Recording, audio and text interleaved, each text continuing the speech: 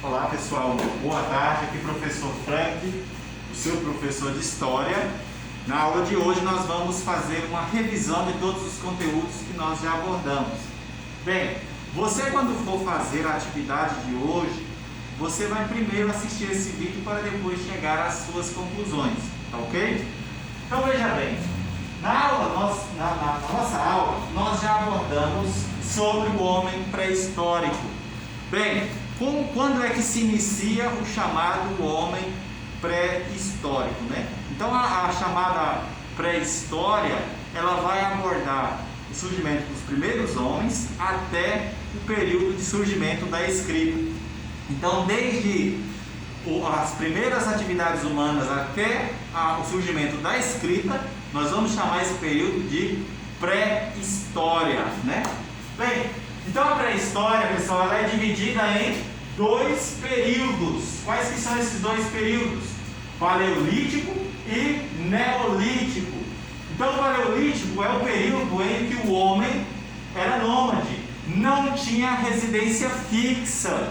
Era também chamado de homem da pedra lascada. Então o homem não tinha não desenvolvia a habilidade de construção de ferramentas com metais, com outros produtos.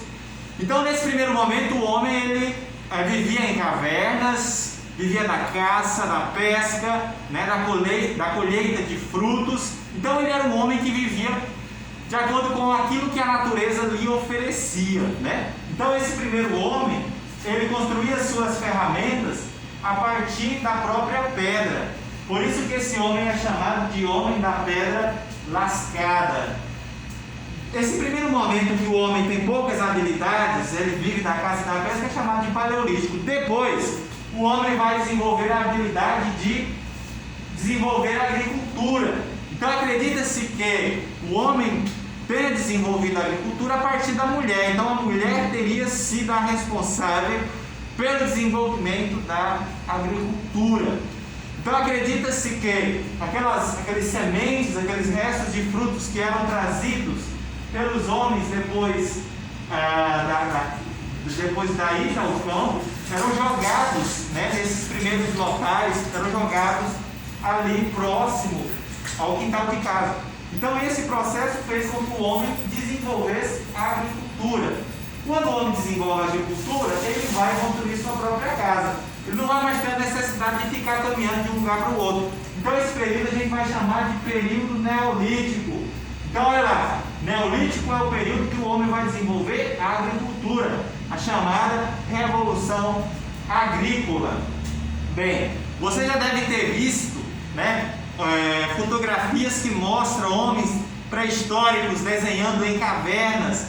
Então essa habilidade que o homem tinha de relatar o seu cotidiano nas cavernas é chamada de arte rupestre. Então a arte rupestre, os homens que viviam em cavernas desenhavam o seu cotidiano. O que os homens desenhavam na chamada arte rupestre? Então eles desenhavam as suas caçadas, seus rituais, seus símbolos. Então, sobre a arte rupestre, nós vamos ter esse desenho do cotidiano da vida das pessoas. O que é a arte rupestre? A arte rupestre eram os desenhos nas cavernas.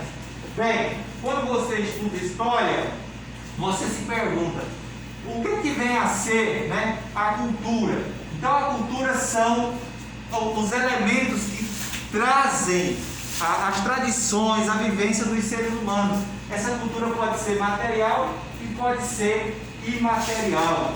Então o que vem a ser essa chamada cultura material? É aquilo que pode ser palpável. Então pode ser um jornal, uma roupa, uma casa velha, né, um casarão. Quando você pega um museu que tem história, que você consegue voltar lá no passado, aquilo ali é cultura material. Agora quando você pega uma cultura imaterial, o que vem a ser essa cultura imaterial?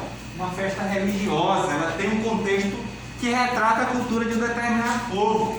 Uma festa popular, um carnaval, uma festa que simboliza a tradição de algum povo, né? O forró, as lendas. Quem de vocês que são de uma sociedade contemporânea, crianças que já nasceram na época do celular, não cresceram ouvindo falar de lendas, mas eu cresci ouvindo falar né, de lendas que despertavam um certo medo na gente, despertavam um certo imaginário, aquela coisa que não existe, mas que a gente imaginava a existência do lobisomem, da mula sem cabeça. Então isso é a chamada cultura imaterial, né? E o que vem a ser então? Então a cultura ela pode se desenvolver através da cultura escrita, das fontes. Então ela pode, você pode desenvolver esses elementos da cultura através das fontes. As fontes históricas, né? Então, o que são essas fontes históricas? Olha aqui, fontes históricas. Peguei aqui Então, quais que são as fontes? São as fontes escritas. Quais que são as fontes escritas? Livros, manuais, documentos, cartas, tudo isso é fontes, né? Quais que são as fontes orais? Então, oral é aquilo que vem da fala, né? Então, o relato de um senhor, de uma pessoa que tem experiência sobre aquele determinado assunto, é uma fonte oral. A fonte pode ser também algo visual, pode ser um filme, pode ser uma música, pode ser uma gravação de rádio, né? E aí você se pergunta, professor, por que o homem precisa estudar a história? Por que estudar a história? Então o homem estuda a história para conhecer o passado, né? Conhecer o passado e planejar o seu futuro. Então, o homem muitas das vezes requer saber o que aconteceu no passado, como que a sociedade se comportava, e a partir dessa vivência do passado ele pode planejar o seu futuro, né? Bem, então nós vamos falar dos povos antigos.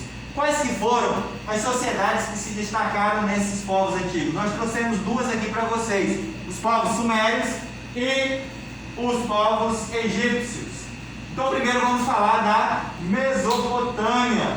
Então a Mesopotâmia localiza sobre uma região conhecida como Crescente Fértil, sobre dois importantes rios, o rio Tigres e o rio Eufrates. Na região da Mesopotâmia desenvolveu um importante povo. Que povo foi esse, professor? Os sumérios. Então os sumérios desenvolveram na região conhecida como Crescente Fértil, às margens do rio Tigres e rio Eufrates. Qual que é a importância que os sumérios trazem para a história, professor? Desenvolveram a escrita. Bem, então o desenvolvimento da escrita se dá através de alguns pequenos símbolos, né? Quais foram esses símbolos, né? Então os sumérios desenvolveram a escrita através de símbolos cunhados em rochas. Esse modelo de escrita é chamado de escrita cuneiforme. O que vem a ser a escrita cuneiforme, professor? Então, alguns símbolos eram cravados sobre rochas para desenvolver um modelo de escrita, né? Vale ressaltar também, pessoal, que dentro desse processo de desenvolvimento da escrita surgiu o chamado Código de Hammurabi. O que tinha nesse Código de Hammurabi? Era um sistema jurídico, era um sistema onde o rei Hammurabi, do povo sumério, desenvolveu um sistema de leis para organizar a cidade da Babilônia. Então lá na alternativa que você vai responder o seguinte: olha, o povo sumério da região da Babilônia, então é da Babilônia, e o rei Hammurabi desenvolveu um sistema de leis para estruturar a cidade da Babilônia. Olha lá, então foi o rei Hammurabi que desenvolveu esse código de Hammurabi. O que era o código?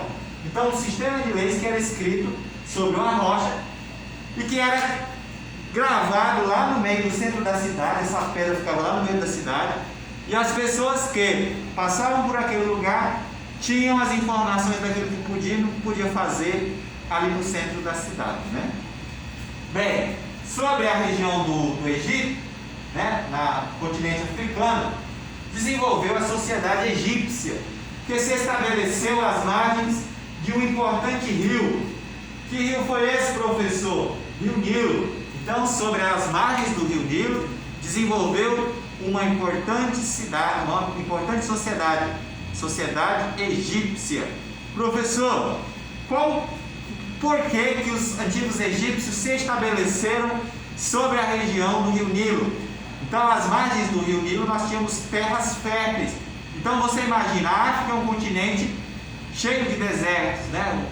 com grande extensão de desertos.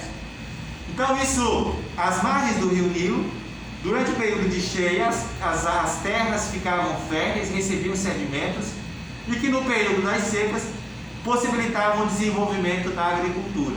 Então, esses povos se estabeleceram principalmente às margens do Rio Nilo, tendo como fator principal o aproveitamento das suas águas para o desenvolvimento da agricultura. Bem, depois nós vamos falar o seguinte, que os antigos egípcios tinham no topo da sua hierarquia o faraó. Então, o faraó era uma espécie de rei. E, professor, se nós temos 3 importantes pirâmides lá no Egito, né? Qual que era a serventia, qual que era o objetivo de se construir uma pirâmide? Então os faraós, eles se sentiam supremos, eles queriam estar no topo, né? Então até mesmo eles acreditavam na transcendência, ou seja, vindo após a morte. Então eles acreditavam que se eles estivessem no ponto mais alto, topando ali no céu, eles estariam mais próximos da salvação. Então muitas das vezes, quando eram construídas aquelas pirâmides, levavam consigo escravos para morrer juntos com o faraó. Então, quando o faraó morreu hoje, vai ser trancado ali dentro daquela pirâmide alguns escravos, porque na lógica do pensamento do faraó, quando ele morresse, ele teria escravo lá no céu para servir a ele. Ele levava ouro para guardar dentro daquela pirâmide, porque ele não queria chegar lá no céu pobre. Então, de certa forma, existe uma espécie de um pensamento assim construído, né? E as pirâmides foram construídas por escravos em regiões onde hoje não se encontra rochas, né? Apenas areia, e são importantes construções que desafiam até hoje a humanidade. Espero que vocês tenham entendido a minha explicação. Um forte abraço e até a próxima.